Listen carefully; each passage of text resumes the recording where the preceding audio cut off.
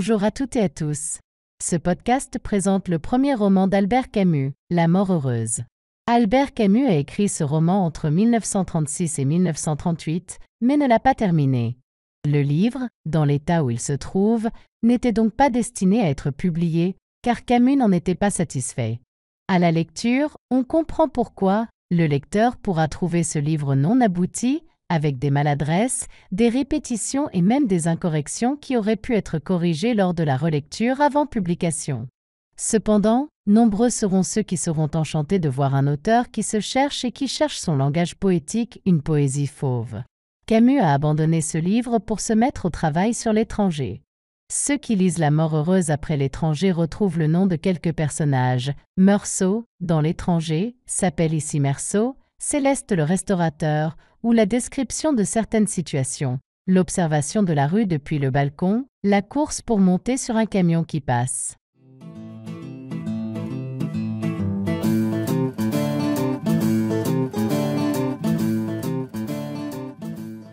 Camus a mis dans cette œuvre l'essentiel de ses croyances du moment. On constate que, dans les premiers manuscrits, il a exprimé ses opinions politiques, justifiant le meurtre par l'injustice de la société bourgeoise, mais prétendant aussi à l'inutilité de l'engagement politique. Dans une des premières versions du chapitre 4, il accentuait la liaison entre Meursault et Zagreux, personnage qui était présenté comme celui qui était devenu son ami, le seul auquel il se confia, et qui put encore l'écouter et le comprendre, une telle étroite amitié rendant plausible l'ouverture de Meursault vers la vie et les autres êtres, tandis qu'il aurait été plus difficile de considérer le meurtre comme étant pur et innocent. Camus a donc décidé d'éloigner les deux hommes l'un de l'autre, donnant ainsi la priorité au thème de l'innocence. Quant à l'expression des idées politiques, elle a été réduite à de petits fragments dans la version finale, au profit de la mise en avant d'idées philosophiques, car il voulait que l'action conduise à la révélation d'une morale.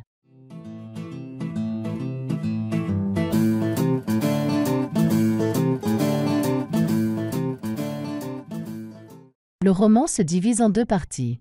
La première partie s'intitule « Mort naturelle ». On suit, dans les années 30, la vie du jeune Algérois Patrice Meursault. Un matin, il se rend dans une villa qui appartient à un certain Roland Agreux, un homme riche mais infirme. Devant lui, il s'empare d'un revolver, d'une lettre où il annonçait son suicide et de liasses de billets de banque. Puis il le tue avec le revolver, arrange la scène de façon habile, posant la lettre bien en évidence sur la table. Enfin, il retourne chez lui, fiévreux, et dort jusqu'au milieu de l'après-midi. Dans le port d'Alger, Meursault est employé à la chambre de commerce où il travaille 8 heures par jour et 6 jours par semaine. Sortant pour la pause déjeuner, il voit un docker qui, étant tombé, s'est fait une fracture ouverte. Mais son ami, Emmanuel, l'entraîne dans une course jusqu'à Bellecour, au restaurant de Céleste, où Emmanuel raconte sa fameuse bataille dans la Marne. Puis Meursault rejoint sa chambre qui faisait partie d'un appartement où il avait vécu avec sa mère, après la mort de laquelle il avait loué les 2 autres pièces au tonnelier Cardona et à sa sœur. Après avoir dormi, il retourne à son bureau. De nouveau chez lui, il dort de nouveau jusqu'à l'heure du dîner, après quoi il dort encore jusqu'au lendemain matin.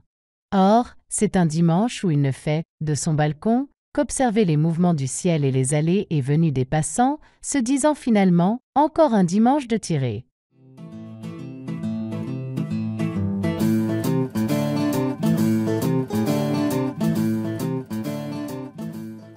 Meursault va au cinéma avec Marthe, une dactylo, qu'il trouve insignifiante mais dont il apprécie la beauté. Comme elle rend son salut à un homme, l'idée qu'il a été son amant éveille sa jalousie. Il commence de s'attacher à elle. Elle lui avoue qu'elle a eu une dizaine d'amants, dont le premier fut Zagreux, un type bien instruit, qui lit tout le temps et qui a été amputé de ses 2 jambes à la suite d'un accident. Si Meursault dit « Je n'aime pas les demi-portions », il veut toutefois le rencontrer, et constatant qu'il réfléchissait avant de parler, il semble naître en lui quelque chose qu'avec un peu plus d'abandon il aurait pu prendre pour de l'amitié. Un dimanche après-midi, les 2 hommes ont une conversation où, comme Meursault fait part de son ennui, du malaise qu'il éprouve à vivre, de sa rage qu'il ne sait comment utiliser, Agreux lui indique « Vous êtes pauvre. Ça explique la moitié de votre dégoût. Et l'autre moitié, vous la devez à l'absurde consentement que vous apportez à la pauvreté. » Puis il lui parle du sens de la vie et de la valeur du bonheur, lui affirmant qu'on doit avoir de l'argent pour avoir du temps, qu'on doit avoir du temps pour être heureux, que sans avoir de l'argent, on ne peut pas avoir du temps, que si l'argent ne fait pas le bonheur, il permet d'avoir le temps pour être heureux. Il lui raconte qu'il s'est enrichi sans reculer devant l'escroquerie. Il lui révèle que, ne voulant pas vivre d'une vie diminuée, il avait déjà préparé son suicide, mais n'avait pas eu la force de le commettre, et il montre à Meursault son revolver, sa lettre testament et son coffre.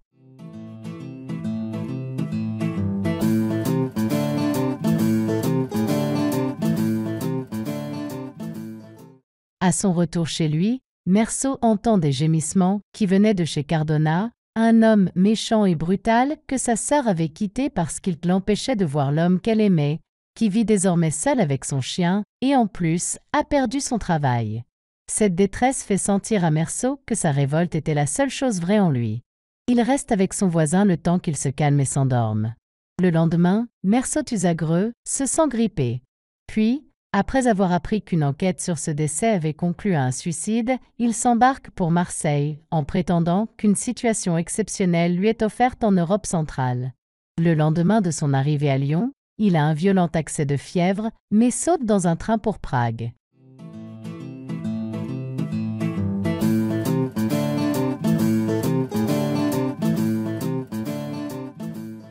La deuxième partie s'intitule « La mort consciente ». De Lyon, Meursault, pris d'une fièvre inexpliquée, prend un train pour Prague. Dans cette ville, il choisit une chambre d'hôtel et un restaurant à bon marché, se lamente de la disparition d'un peigne dont l'absence devient obsessive, souffre de la dégradation de cette apparence physique dont il était si fier à Alger.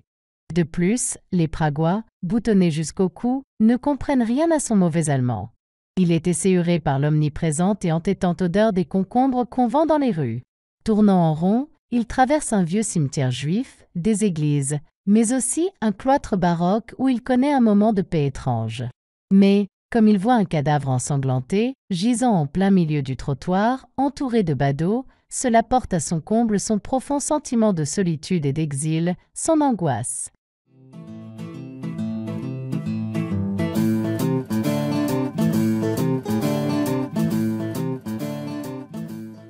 Il prend un train vers le nord, passant à travers la Bohême, puis la Silésie, arrivant à Breslau. Puis il se dirigea vers le sud, arrivant à Vienne, où il dormit une partie de la journée et la nuit tout entière avant de trouver la ville rafraîchissante. Il n'y avait rien à visiter, mais apprécie la beauté des femmes, ayant, dans un dancing, rencontré une entraîneuse, Hélène. Comme il lui laisse trop d'argent, elle lui donne un baiser qui fit jaillir en lui un élan d'émotion. Mais, ayant reçu, de 3 amis qu'il avait dans son pays, une invitation à les rejoindre, il décida de regagner Alger, se disant, en Italie, qu'il allait vers le bonheur, passant à Gênes. 3 jours durant lesquels il éprouve une grande exaltation, sentant sur le bateau qu'il revient à lui-même, tandis qu'arrivé à Alger, bouleversé par la joie, il comprend enfin qu'il est fait pour le bonheur. À Alger, il s'établit chez ses amis, qui habitent une maison qui s'accroche au sommet d'une colline d'où on voit la baie, appelée de ce fait la maison devant le monde, tous 4 prenant alors conscience du bonheur qui naît de leur abandon au monde.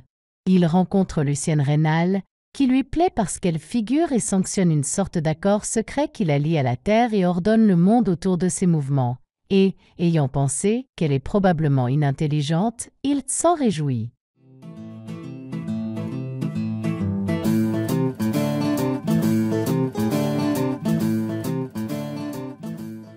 Meursault quitte la maison devant le monde car il y risque d'être aimé, ce qui l'empêcherait d'être heureux. Il épouse Lucienne en lui proposant de le rejoindre quand il aurait besoin d'elle. Il achète une petite maison entre la mer et la montagne et organise sa nouvelle vie avec la volonté d'accéder pas à pas, par un effort concentré, à un bonheur fait de liberté et de contemplation. Mais, après le temps des travaux où des ouvriers étaient là, et où il séjournait au village, il se trouve en face de la solitude tant souhaitée, il ressent de l'angoisse. Aussi fait-il venir Lucienne qui, cependant, vite, l'ennuie, lui reproche de ne pas l'aimer, et s'en va. Il revient à Alger, passe par la maison devant le monde et chez Céleste, le restaurateur, rencontre Marthe qu'il regrette car elle avait été naturelle avec lui, se retrouve chez Lucienne. Au village, il se lie à Pérez, un pêcheur, et à Bernard, un médecin, s'intéresse même aux querelles locales. Recevant la visite de ses amis, il fait avec elle l'ascension d'une montagne et, au milieu de la descente, eut une syncope. Tandis qu'il est examiné par le médecin, ils ont une discussion où celui-ci lui indique son mépris pour un homme poussé par l'intérêt ou le goût de l'argent.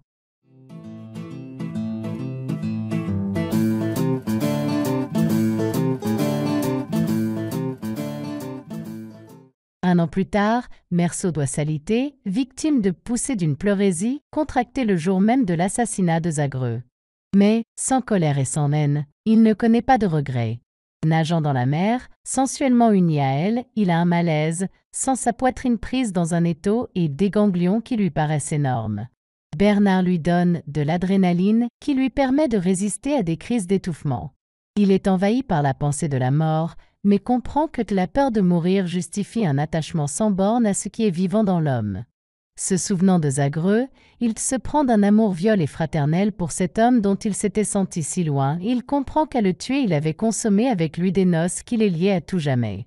Il se dit que lui-même avait rempli son rôle, avait parfait l'unique devoir de l'homme qui est seulement d'être heureux. Et il meurt en accord avec le monde.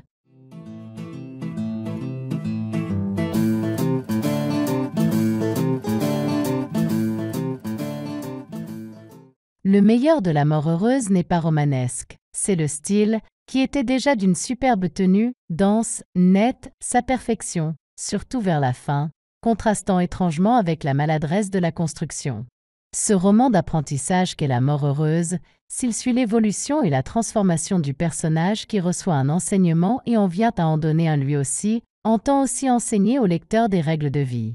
Le roman nous apprend que, pour pouvoir être heureux, il faut accepter la dualité de toute chose, voire embrasser les extrêmes de façon égale. On constate que, pour Camus, qui avait été très influencé par Nietzsche, toute réalité est faite d'aspects apparemment contradictoires mais également vrais et qui, ensemble, font la totalité du concept. Par exemple, la vie et la mort sont des concepts opposés mais qui, ensemble, font la totalité de l'expérience de la vie humaine. La maladie de Meursault intègre la mort à la vie, sans la séparer du bonheur. L'accord trouvé à la fin du roman caractérise ce bonheur particulier que vénérait Camus parce que c'est un accord absolu avec tous les aspects du monde et de la vie jusqu'à la mort.